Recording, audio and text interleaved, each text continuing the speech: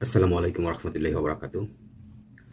চলমান এই চরম অস্থিতিশীল অশুভ ক্রান্তি লগ্নে বাংলাদেশের সংজ্ঞা যদি বলতে হয়, অর্থাৎ বর্তমানে এই প্রেক্ষাপটে বাংলাদেশের সংজ্ঞা হওয়া উচিত গণতন্ত্রের নামে স্বৈরতন্ত্রের গোলামিতে আবদ্ধ, শ্বাসরুদ্ধ, ক্ষতবিক্ষত, অসহায় একটি দেশের নাম আজ বাংলাদেশ। এটাই বর্তমান প্রেক্ষাপটে বাংলাদেশের সংজ্ঞা হওয়া উচিত। তো আলহামদুলিল্লাহ, মহান আল্লাহ রাব্বুল আলামিন যদি চায়, ইনশাল্লাহ অতি শীঘ্রই আমি আমার প্রবাস জীবনের ইতি টেনে নিজের স্বদেশে প্রত্যাবর্তন করবো ইনশাল্লাহ। তো আমার এই প্রত্যাবর্তনকে কেন্দ্র করে, বিশেষ করে যেহেতু খুব সম্প্রতি দেশে আসতেছি, উক্ত বিষয়টাকে কেন্দ্র করে আমার এই প্রবাসে যারা আমার কলিগ রয়েছে বা আমার শুভাকাঙ্ক্ষী ছোট ভাইরা রয়েছে, তারা প্রায় সময় আমাকে একটা বিশেষ প্রশ্ন করে থাকে এবং খুব অনুরোধের সাথে সতর্ক করে থাকে। তারা বলে যে, ভাই আপনি খুব শীঘ্রই দেশে চলে যাচ্ছেন, আর ঠিক এই মুহূর্তে আপনি ফেসবুকে এই সাধারণ শিক্ষার্থীদের এই ঘটনাকে কেন্দ্র করে আপনি প্রতিনিয়ত কলমি লেখা চালিয়ে যাচ্ছেন, প্লাস নানাবিধ সরকার বিরোধী বিবৃতি দিচ্ছেন। তো সেই ক্ষেত্রে আপনার প্রবলেম হতে পারে দেশে গেলে এই মুহূর্তে। আর যেহেতু আপনি এই মুহূর্তে দেশে যাবেন, সুতরাং আপনার এই সকল কার্যক্রম থেকে নিজেকে বিরত রাখা উচিত।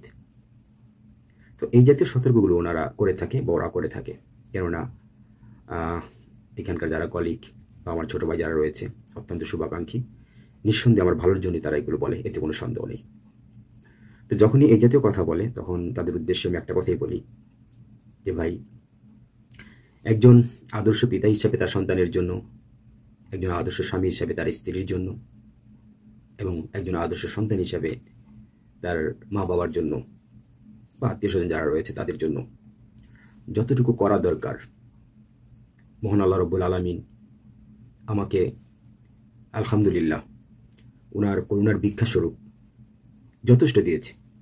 এই জন্য আমি মহান রবের কাছে সর্বদা অগণিত শুকরিয়া আদায় করি এবং আমৃত্যু করে যাব। আমি যদিও আহামরি তেমন কিছু করিনি, যতটুকু করেছি তাদের ন্যূনতম ভরণ পোষণের জন্য বা তাদের চাহিদার জন্য যতটুকু প্রয়োজন আর কি, একেবারে যতটুকু না হলেই নয়, অতটুকু মহান আল্লাহ রাব্বুল আলামিন আমাকে ব্যবস্থা করে দিয়েছেন, তাদের জন্য আমি করতে পেরেছি। সুতরাং আমার পিছুটান বলতে তো ওরাই, আমার স্ত্রী, সন্তান, মা, ভাই, বোন, আত্মীয় স্বজন। যেহেতু আমার পিছুটানদের জন্য আমি করতে পেরেছি, সুতরাং আমি আর আমাকে নিয়ে খুব একটা চিন্তা করি না। যেহেতু আমার রক্তে রক্তে, আমার শরীরের শিরা উপশিরায়, রন্ধ্রে রন্ধ্রে, জীবনের সে প্রথম থেকেই এই প্রতিবাদ, যে কোনো অন্যায়ের বিরুদ্ধে আমি আপোষ কখনোই করতে পারি না। আমার লাইফে যতগুলো উপন্যাস লিখেছি, তার প্রত্যেকটা উপন্যাসে এমন কিছু না কিছু প্রতিবাদের ভাষা রয়েছে। সেই 2001 সাল থেকে আমার উপন্যাস লেখা শুরু। আর অসংখ্য বিদ্রোহী কবিতা, সেটা তো অনেক আগে থেকেই, যে সেটা বলতে, সেটা 1996 সালে হয়তো সম্ভবত প্রথম আমি বিদ্রোহী কবিতা আমার একটি দীপিকা নামক ম্যাগাজিনে প্রথম প্রকাশিত হয়। তারপর থেকে দৈনিক বাংলায় নিয়মিত আমার নাম আসতো, লেখালেখি হতো। তো যাই হোক, এই প্রতিবাদের সাথে আমি সেই প্রথম থেকে, ছোটকাল থেকে জড়িত। তাই আমি এতটুকু কথা বলবো যে, যার জন্য আসলে আমি ওগুলো চিন্তা করি না। কেননা মহান আল্লাহ রাব্বুল আলামিন প্রত্যেকটা ব্যক্তিকেই কিছু না কিছু প্রতিভা দেন। আমাকে হয়তো 2-4 কলম লেখার যোগ্যতা উনি দিয়েছেন, প্রতিভা দিয়েছেন। আমাকে হয়তো বা 2-4 কথা একটু গুছিয়ে বলার যোগ্যতা উনি আমাকে দিয়েছেন। এর জন্য মহান রবের কাছে অগণিত শুকরিয়া আদায় করছি আবারও।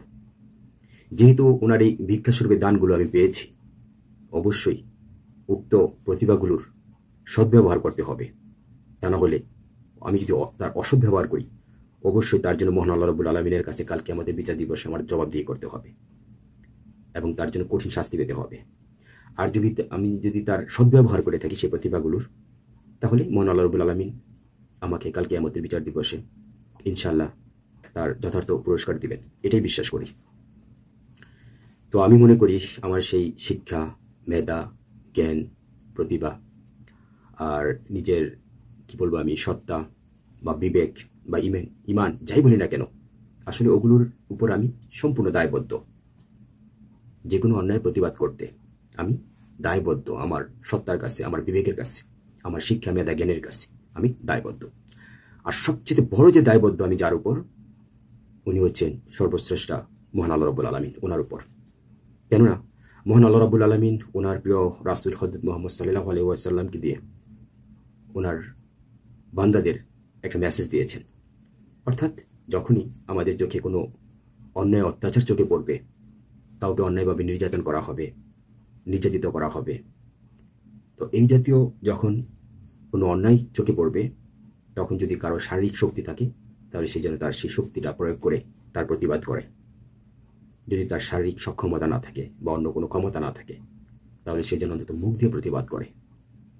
যদি সে সেটাও করতে অক্ষম থাকে, সে যেন অন্তত অন্তর থেকে ঘৃণা করে। তো আমাদের সমাজে অর্থাৎ বাংলাদেশের এরকম বিভিন্ন শ্রেণীর লোক রয়েছে, যাদের শারীরিক পেশি শক্তি রয়েছে, তারা সেটা প্রয়োগ করতেছে। অর্থাৎ যারা ইমানের দিক থেকে বলিয়ান, যারা বিবেকের দিক থেকে বলিয়ান, তারা, যাদের ভিতরে মনুষ্যত্ব রয়েছে। যাদের পেশি শক্তি নেই, তারা মুখ দিয়ে প্রতিবাদ করতেছে। যাদের সেই সক্ষমতা নেই, তারা অন্তত ওই সকল নিরীহ ব্যক্তির অন্তর থেকে ঘৃণা করতেছে এবং মহান আল্লাহ রাব্বুল আলামিনের কাছে তার শাস্তি কামনা করতেছে। কিন্তু প্রতিবাদের ভাষা সবার মধ্যে কি চলমান রয়েছে। তো এটা হচ্ছে মূল কথা, যার জন্য আমি আসলে এগুলো আর চিন্তা করি না। কারণ এই পৃথিবীটাই শেষ পৃথিবী না আমাদের জন্য। অর্থাৎ এই দিন নয়, আরও একটা জীবন আমাদের রয়েছে এবং এই জীবনের কর্ম আমাকে সেই জীবনের কাছে নিয়ে যাবে তার ফলাফল হিসাবে। প্রত্যেকটা কৃতকর্মের ফলাফল সেখানে হবে এবং সেটা হচ্ছে অনন্তকালের জন্য। সুতরাং আমি আমার সেই অনন্তকালের জীবনটাকে তো আমি দুলিশ্বাত করতে পারি, নষ্ট করতে পারি না এই ক্ষণিকের পৃথিবীতে নিজেকে কাপুরুষের মতো রেখে, নিজের বিবেক ভ্রষ্ট হয়ে, নিজের বিবেক প্রতিবন্ধী হয়ে। তো এটা হচ্ছে মূল বিষয়, যার জন্য আমার আসলে কোনো পিছুটান বলতে কোনো শব্দ নেই। একমাত্র আমি মহান আল্লাহ রাব্বুল আলামিনের মুখাপেক্ষী। সুতরাং আমি জানি, তাদেরকে আমি বলি যে সর্বোচ্চ আমাকে গ্রেপ্তার করবে, কিন্তু গ্রেপ্তার করার কোনো ইস্যু নেই। কারণ আমি আমার এই আইডিতে সম্পূর্ণ ইসলামিক বক্তব্য রাখি, সম্পূর্ণ ইসলামিক বক্তব্য। সম্প্রতি যেহেতু এই নিরীহ ছাত্রছাত্রীদের উপর এইভাবে অমানবিক নির্যাতন চলতেছে, তাদের উপর এরকম নির্যাতনের স্টিম রোলার চলছে, যেটা সম্পূর্ণ একেবারে অন্যায়ভাবে, যেটা বাংলাদেশের 95% লোক সেটা সমর্থন করছে। তো এই জাতীয় উক্তিগুলো করলেই, অর্থাৎ সরকার বিরুদ্ধে কোনো কথা বললেই তারা যে অন্যায় করবে, তারাই তাতে রাষ্ট্রদ্রোহী হয়ে যায়, অথবা রাজাকার হয়ে যায়, অথবা জঙ্গি হয়ে যায়। এই কয়টা শ্রেণীতে তারা বিভক্ত হয়ে যায় তাদের কাছে, তাদের দৃষ্টিকোণ থেকে আর কি। তো আমার কথা হচ্ছে এটাই, যে একটা দেশের যখন মেজরিটি পার্সন, অর্থাৎ প্রায় 95%-এর কথা বললাম আমি, অর্থাৎ আমার এই কথা যদি রাষ্ট্রদ্রোহিতা হয়, আমার এই কথাতে যদি আমি রাজাকার হই, আমার এই কথাতে যদি আমি জঙ্গি, ওই সকল মেজরিটি পার্সন, অর্থাৎ যে 95% লোকের কথা বললাম, তারা সকলেই কি রাষ্ট্রদ্রোহী হয়ে যাচ্ছে, তারা সকলেই কি রাজাকার হয়ে যাচ্ছে, তারা সকলেই কি জঙ্গি হয়ে যাচ্ছে। এটা হচ্ছে মূল কথা। আর আমি বিশ্বাস করি, আর এটাই প্রকৃত লজিক, যখন একটা দেশের মেজরিটি পার্সন, আমি বলতেছি বাংলাদেশে প্রায় 95% লোক, অর্থাৎ যখন একটা দেশের মেজরিটি পার্সন প্রায় সব লোকের মধ্যে একই মতামতের উপরে তারা ঐক্যবদ্ধ হয় এবং তাদের কোনো ভিন্ন মত থাকে না, তখন বুঝতে হবে যে সে মেজরিটি পার্সন কখনো রাষ্ট্রদ্রোহী হতে পারে না, সে মেজরিটি পার্সন কখনো রাজাকার হতে পারে না, সে মেজরিটি পার্সন কখনো জঙ্গি হতে পারে না। যদি হয় তাহলে সে ভিন্ন মতের, অর্থাৎ সে মাইনরিটি পার্সন যারা রয়েছে, তাদের মধ্যে সেই প্রবলেমগুলো থাকতে পারে, তারা সেই বিশেষণে আখ্যায়িত হতে পারে। এটি হচ্ছে বাস্তবতা। আর অত্যন্ত আফসোসের বিষয়, বাংলাদেশের ভাগ্যাকাশে যেটা চলছে, অর্থাৎ সামান্য 5% ব্যক্তিদের কাছে পুরো 95% জনগোষ্ঠী জিম্মি হয়ে আছে। তো এইভাবে নির্যাতন, দমন, পীড়ন যাই করুক না কেন, একটা জিনিস কি, আজকে আমরা জানি, অতীতের সকল ইতিহাস যদি পর্যালোচনা করি, এটা সুস্পষ্ট আমরা জানি যে এমন মাইনরিটি পার্সন অতীতও ছিল এবং নিজেদেরকে অনেক ক্ষমতাবান ভেবেছিল, তারাও কি এরকম অন্যায়, অত্যাচার আর নির্যাতনের মধ্যে স্টেমূলা চালিয়েছে সেই পৃথিবীর জন্মলগ্ন থেকে। যদি আমরা ফেরাউনের কাহিনী বলি, যদি আমরা নমরুদের কাহিনী বলি, ঠিক আছে, তখন আমরা সেগুলো দেখতে পাই, তাদের চিত্রগুলো। তারাও কি মাইনরিটি পার্সেন্ট ছিল, কিন্তু নিজেকে প্রচণ্ড ক্ষমতাধর ভাবত। একটা সময় তাদের অস্তিত্ব থাকলো না, কিন্তু তারা মাইনরিটি, মেজরিটি পার্সেন্ট তারা ঠিকই রয়ে গেল। তো এটাই পৃথিবীর ধারা, এটাই চলে আসতেছে এবং এটাই হবে, এটাই চিরন্তন সত্য। মহান আল্লাহ রাব্বুল আলামিন আসলে কিছু সময়ের জন্য কিছু ব্যক্তিদেরকে ছাড় দিতে থাকে, তার মানে এই নয় যে ছেড়ে দেন। সূরা হুদের যদি 15 নম্বর আয়াতে আমরা যাই, তাহলে সুস্পষ্ট মহান আল্লাহ রাব্বুল আলামিন সেখানে ঘোষণা দেন যে আমি আমার বান্দাদেরকে তারা যা চায় আর কি, রূপ, যৌবন, জৌলুস, শক্তি, ক্ষমতা যা চায়, সেটা তার যেহেতু দুনিয়াবি চাওয়া, তাকে আমি সেটা পরিপূর্ণতা দান করি, সেক্ষেত্রে কোনো কমতি রাখি না। অর্থাৎ এটাই আল্লাহ রাব্বুল আলামিন বুঝিয়েছেন আমাদেরকে, যেটা আপনার দুনিয়াবি চাওয়া শুধুমাত্র ক্ষণিকের জন্য, তার জন্য এটা পরিপূর্ণতা দেয়। আখিরাতের অনন্তকালের হিসাব তো আল্লাহর কাছে রয়েছে, তার জন্য অবশ্যই তিনি খুব শীঘ্রই পাকড়াও করবেন এবং তার জবাব দিয়ে দিতে হবে আমাদের প্রত্যেকটা কৃতকর্মের, সে যেই হোক না কেন। এই হচ্ছে বিষয়গুলো। তো যার জন্য আসলে আমার খুব একটা পিছুটার নেই, আমি সম্পূর্ণ মহান আল্লাহ রাব্বুল আলামিনের মুখাপেক্ষী। উনি ভাগ্যে যেটা রাখবেন সেটাই সবচেয়ে বড় কথা। এখন যদি আমার এই অন্যায়ের প্রতিবাদের ভাষাগুলো, কথাগুলো যদি কারো কাছে অপ্রিয় মনে হয়, কটূক্তি মনে হয়, এবং সেটাকে উদ্দেশ্য করে বা রাষ্ট্রদ্রোহীভাবে আমাকে যদি গ্রেপ্তার করে, তাহলে আমি ধরে নিব সেটা হচ্ছে আমার জন্য আমার ঈমান ও ধৈর্যের পরীক্ষা। সেটি মহান আল্লাহ রাব্বুল আলামিন আমার জন্য রেখেছেন। এমন প্রতিবাদ করতে গিয়ে তো আল্লাহ রাসূল হযরত মুহাম্মদ সাল্লাল্লাহু আলাইহি ওয়াসাল্লাম উনিও তো কারাভোগ করেছেন। আর আমরা একটা হাদিস সবাই জানি, অনেকে জানি, বিশেষ করে যারা যারা বড় বড় আলেম রয়েছেন তারা জানেন, যেটা আপনার সহিহ ইবনে মাজার 4113 নম্বর হাদিস, যেখানে মহান আল্লাহ রাব্বুল আলামিন মহান আল্লাহ রাব্বুল আলামিনের রাসূল হযরত মুহাম্মদ সাল্লাল্লাহু আলাইহি ওয়াসাল্লাম বলেন যে পৃথিবীটা হচ্ছে, অর্থাৎ ইহকালটা হচ্ছে মুমিনদের জন্য একটা জেলখানা স্বরূপ, আর যারা পাপী বান্দা তাদের জন্য বেহেশতখানা। সুতরাং যারা এই পৃথিবীতে ক্ষমতা দেখানোর জন্য ক্ষমতা দেখাচ্ছেন, আনন্দ ফুর্তি, নিজেদের রূপ যৌবনের জৌলুস উল্লাস উদযাপন করছেন, এগুলো হচ্ছে কি তাদের জন্য বেহেশতের মতো মনে হচ্ছে পৃথিবীটাকে। যেহেতু পৃথিবীটাকে যা ইচ্ছা ভাবে তাদের ক্ষমতা যেভাবে প্রয়োগ করা উচিত তারা ঠিক সেভাবে করে যাচ্ছে, স্রষ্টাকে ভুলে গেছে, পথভ্রষ্ট হয়ে গেছে সম্পূর্ণ। তো তাদের জন্য এটা বেহেশতখানা। আর মুমিন বান্দা যারা, তারা যারা প্রতিনিয়ত নির্যাতিত হচ্ছে, নির্যাতিত হবে, এটা স্বাভাবিক। তো তাদের কাছে কি পুরো এই পৃথিবীটাই কি, অর্থাৎ এই জগৎটা পুরোটাই কি তাদের জন্য একটা জেলখানা স্বরূপ, যেটা আল্লাহ রাসূল বলেছে। সুতরাং যেমন আপনার মাওলানা দেলাওয়ার হোসেন সাঈদী সাহেব কি করেছে, ওনাকে বৃহত্তর জেল থেকে একটা ক্ষুদ্রতর জেলে নিয়ে গেছে। অর্থাৎ এই জাতীয় যারা প্রতিবাদ করে তাদেরকে কি করতে পারবে, তারা বড় জোর এই বৃহত্তর জেল থেকে ছোট্ট একটা ক্ষুদ্র একটা জেলে নিয়ে যাবে বা শাস্তি দিবে, এর বেশি কিছু করতে পারবে না। সর্বোচ্চ গেলে হয়তো বিনা কারণে নির্দোষ হিসেবে, নির্দোষ হওয়ার পরেও হয়তো তারা অনেক সময় অনেককে যাবজ্জীবন দেয়, কাউকে ফাঁসি দেয়, এরকম তাদের মানে এটা দুনিয়াবী শক্তি যেটা প্রয়োগ করা উচিত, যেটা শক্তির অপব্যবহার যেটাকে বলা হয়, অসৎ ব্যবহার যেটা হয়, সেটা তারা করে যাবে। কেননা তারা এই দুনিয়াবী জিন্দিগিটাকেই তারা সবচেয়ে বড় মনে করতেছে। পরবর্তী এই মৃত্যুর পরে যার একটা অনন্তকালে জীবন রয়েছে সেটা সম্পর্কে তারা আসলে উদাসীন হয়ে আছে। এর জন্য তারা আসলে এগুলো করতে খুব একটা দ্বিধাবোধ করে না। আমি খুব অবাক হই বাংলাদেশের পুরো পৃথিবীতেই যারা এরকম অন্যায় অত্যাচার নির্যাতন করতেছে, তাদের অনেকের বয়স প্রায় 60 ঊর্ধ্বে, 70 ঊর্ধ্বে, প্রায় 80 কাছাকাছি। তারপরে তাদের অ্যাটিটিউড দেখলে, তাদের দাম্ভিকতা দেখলে, তাদের অহংকার দেখলে মনে হয় না যে তারা আসলে প্রায় মৃত্যুর দ্বার প্রান্তে চলে এসেছে। মনে হচ্ছে তারা যেন আরো হাজার হাজার বছর বাঁচবে।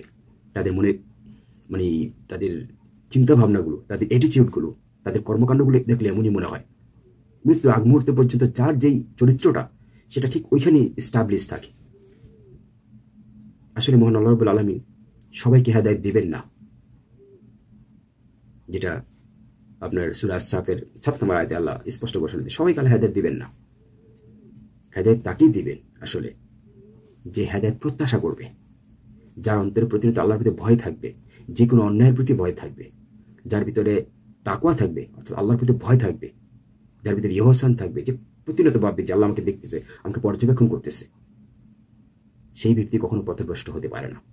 সুতরাং যে সকল আমি মনে করি আমাদের সমাজের যে সকল উচ্চশিক্ষিত ব্যক্তি রয়েছেন বা নিজেদেরকে বিবেকবান বলে মনে করেন, নিজেদেরকে উচ্চশিক্ষিত মনে করেন, তারপরও যারা আল্লাহর প্রতি গাফিল হয়ে আছেন, উদাসীন হয়ে আছেন, এই দুনিয়াবি চাকচিক্য নিয়ে পড়ে আছেন, দুনিয়াবি অহংকার দাম্ভিকতা নিয়ে পড়ে আছেন এবং নিজের ক্ষমতার অসৎ ব্যবহার করে মানুষের প্রতি, নিরীহ মানুষের প্রতি, এরকমই যে বাংলাদেশের বর্তমানে যে সাধারণ শিক্ষার্থীদের উপর যেভাবে নির্বিচারে গুলি করা, অন্যায় অত্যাচার করা, এই যে যে কর্মকাণ্ডগুলো করছে, তাদের অধিকাংশই উচ্চশিক্ষিত। তাহলে আমি তাদেরকে উচ্চশিক্ষিত বলতে পারি না, তাদেরকে আমার বলতে হবে যে বিবেক প্রতিবন্ধী। মহান আল্লাহ রাব্বুল আলামিন আশরাফুল মাখলুকাত একমাত্র এই আদম সন্তানকে বলছে। কেননা মহান আল্লাহ রাব্বুল আলামিন তাদেরকে এই বিবেক নামক সর্বশ্রেষ্ঠ যে আদালত, যে রহমত, এটা দান করেছে, যেটা অন্য কোনো প্রাণীকুলকে করেনি। সেই বিবেকটাকে যেন আমরা এখন, সেই বিবেক দিয়ে আপনি আপনার কৃতকর্মের দ্বারা কোথায় যাবেন, জাহান্নামে যাবেন না জান্নাতে যাবেন, সেটা সম্পূর্ণ আপনার ব্যক্তিগত বিষয়। সেখানে মহান আল্লাহ রাব্বুল আলামিন সম্পূর্ণ নির্দোষ। তো ওই সকল ব্যক্তিগুলো আসলে যারা দুনিয়াবি মোহে পড়ে আছে, অর্থে পড়ে আছে, এগুলো আসলে বিবেক প্রতিবন্ধী। আমি মনে করবো এগুলো আসলে শিক্ষিত, উচ্চশিক্ষিত, কিন্তু সুশিক্ষিত না। প্রকৃত সুশিক্ষিত তারাই যারা তার স্রষ্টাকে চিনতে পেরেছে, স্রষ্টার প্রতি প্রতিনিয়ত ভয় রাখে এবং এই ইহকালের জীবনটাকে জীবন মনে করে না, পরকালের অনন্তকালটাকে সবচেয়ে বড় মনে করে। আমি জানি জালিম নাহি শোনে ধর্মের কাহিনী, তবুও গাহিতে হবে সাম্য, ঐক্য, শান্তি আর প্রকৃতির অমরত্বের বাণী। আমাদের গেয়ে যেতেই হবে, এটাই স্বাভাবিক। শুনলো না শুনলো সম্পূর্ণ তাদের বিষয়। কেননা যার সর্বোপরি আমার একটা বিশেষ অনুরোধ এবং আমার স্বরচিত একটি প্রিয় কবিতা, প্রতিবাদী কবিতা দিয়ে আমি শেষ করতে চাচ্ছি। উক্ত কবিতাটি আমি 2005 সালে লিখেছিলাম, যা আমার সর্বশেষ উপন্যাস শৈল্পিক স্বপ্নবিলাসের মধ্যে দিয়ে আত্মপ্রকাশ হয়েছিল 21 বইমেলাতে। আসুন, আমার সেই বিশেষ অনুরোধটি, আমি জানি বাংলাদেশে যতগুলো দল রয়েছে, সেটা আওয়ামী লীগ হোক, বিএনপি হোক, জামাত শিবির হোক, জাতীয় পার্টি হোক, অথবা যে কোনো দলই হোক না কেন, ডাজেন্ট ম্যাটার। সবচেয়ে বড় কথা যেটা, প্রত্যেকটা দলের মধ্যে ভালো মন্দ ব্যক্তির উপস্থিতি রয়েছে। তো আমি বিশেষ করে এক শ্রেণীর বা একটা দলের কিছু ব্যক্তিদের উদ্দেশ্যে ছোট্ট একটা কথা বলবো, অনুরোধ করব যে ভাই, মৃত্যুটাকে তামাশায় পরিণত করবেন না, মৃত্যুটাকে অভিশপ্ত লানতে পরিণত করবেন না। অর্থাৎ আমি কেনই কথাটা বললাম, সম্প্রতি আমরা একটা দেখতে পাচ্ছি, একটা দলের কিছু ব্যক্তি যদি মৃত্যুবরণ করে, সাথে সাথে মানুষ আনন্দ উল্লাস উদযাপন করে এবং অত্যন্ত আনন্দে তারা উক্ত ব্যক্তির মৃত্যুতে অর্থাৎ শোকাহত না হয়ে বরঞ্চ আনন্দ উল্লাসের সাথে ইন্না লিল্লাহির পরিবর্তে আলহামদুলিল্লাহ বলে। আউযুবিল্লাহ। অত্যন্ত দুঃখজনক একটি বিষয়। অ্যাজ এ মুসলিম হিসাবে এটা আমি কখনোই কামনা করতে পারি না, আমার মুখ দিয়ে যেন এটা না আসে। কিন্তু যে সকল ব্যক্তিরা এই উক্তিটা করতেছে, কেন করতেছে? তারা আসলে প্রচন্ড অতিষ্ঠ হয়ে গেছে তাদের প্রতি, এবং অতিষ্ঠতার মাত্রাটা এতটাই বেশি হয়ে গেছে যে এই উক্তিটা চলে আসতেছে। অর্থাৎ একজন মুসলিম হিসাবে আরেকজন মুসলিমের মৃত্যুতে শোকাহত না হয়ে আলহামদুলিল্লাহ বলতেছে। নাউজুবিল্লাহ। এটা অত্যন্ত দুঃখজনক বিষয়, এবং বাংলাদেশের ইতিহাস পর্যালোচনা করলে কখনোই এই জাতীয় নিন্দনীয় ঘটনা কখনোই ঘটেনি। কিন্তু যারাই করতেছে, কেন করতেছে? আপনাদের কৃতকর্মের উপর ভিত্তি করে এমন কিছু ন্যাক্কারজনক কর্মকাণ্ডের সাথে আপনারা সম্পৃক্ত হচ্ছেন, মানুষের কাছে ঘৃণার পাত্র হচ্ছেন। তারা অন্তর থেকে আর সেই শোকাহত হতে পারে না মৃত্যুকে দেখেও। তো আমার ওই সকল ভাইদের অনুরোধ করব, এমন কোনো কর্মকাণ্ডের সাথে জড়াবেন না বা এমন কোনো কাজ করবেন না যেটাতে আপনার মৃত্যুটা তামাশায় পরিণত হয়, দুনিয়া এবং পরকালের জন্য অভিশপ্ত লানতে পরিণত হয়। এটা শুধু আপনার ইহকালের লানতে আর অভিশপ্তে পরিণত হচ্ছে না, এটা আপনি পরকালের জন্য আপনার একই ফলাফল হচ্ছে। তাই আপনাদের কাছে বিনীত অনুরোধ, এই জিনিসটা তো মনে রাখবেন, কারণ এই জিন্দিগি আপনার জিন্দিগি না, অনন্তকালের জিন্দিগি আপনার জন্য পড়ে আছে। যাই হোক, এবার আমি আমার সেই কবিতাটি দিয়ে শেষ করতে চাচ্ছি। আমার কবিতাটি শিরোনাম হচ্ছে আধ্যাত্মিকতা। 2005 সালে সম্ভবত লিখেছিলাম, যেটা আমার সর্বশেষ উপন্যাস শৈল্পিক স্বপ্নবিলাসের মধ্যে দিয়ে আত্মপ্রকাশ হয়েছিল 21 বইমেলাতে। শিরোনাম আধ্যাত্মিকতা। হে নশ্বর, হে মহামানব, নশ্বর হও কেবলই তোমাদেরই কর্মে।